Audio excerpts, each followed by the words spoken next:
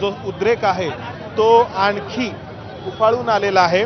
Police हळूहळू हे जे सरकारची आम्हाला लाज वाटतेय की भाजपचं सरकार आम्ही आमचं म्हणून सरकार म्हणून निवडून दिलं आणि या सगळ्या गोष्टींचा पोलिसांचा गैरवापर करून पळाचा गैरवापर चुकीच्या पद्धतीने इथून पब्लिकला हटवण्यात विषय होता। त्यांनी त्यांचा दडपशाही आंदोलन दडपशाही झाली आहे।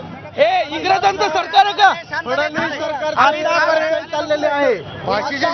फडणवीस साहेबांची मुळात पोलीस डिपार्टमेंट आरोपीला फाशी झालीच पाहिजे। He is a regular offender. एक मिनिट, पोलीस काय सांगतात? He is regular offender. Regular offender केल्याशिवाय असून सुद्धा तुम्ही काही करत नाही। यावेळेस काय करणार? रेग्युलर ऑफेंडर पोलीस डिपार्टमेंट पुढच्या वेळेस ते नाही करणार कशावरनं? आई वडिलांना काढून त्याला फाशीची शिक्षा द्यायला पाहिजे।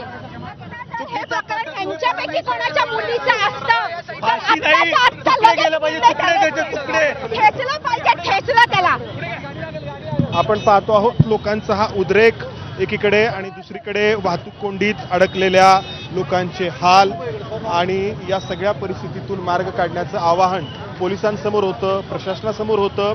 मात्र संवादाला किंवा चर्चेला यश आलं नाही आणि अखेर बळाचा वापर पोलिसांना करावा लागला, ज्यामुळं या आंदोलनाचा असा हा शेवट झाला, ज्यामुळं आधीच चिडलेल्या, संतप्त असलेल्या, दुःखात असलेल्या या लोकांचा उद्रेक आणखीनच वाढल्याचं पाहायला मिळालं। नक्कीच मंदार, तू जसं सांगतोयस तब्बल 4-4.5 तासांनी मग पोलिसांनी तिकडे जाऊन जे आहे ते आंदोलकांना हटवलेलं आहे आणि आता वाहतूक पूर्ववत करण्याच्या दृष्टीने पावलं टाकलेली आहेत।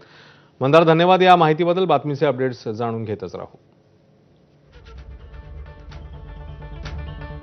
याच बातमीसोबत एक छोटासा ब्रेक, लगेच परत येतोय। पाहत राहा एबीपी माझा।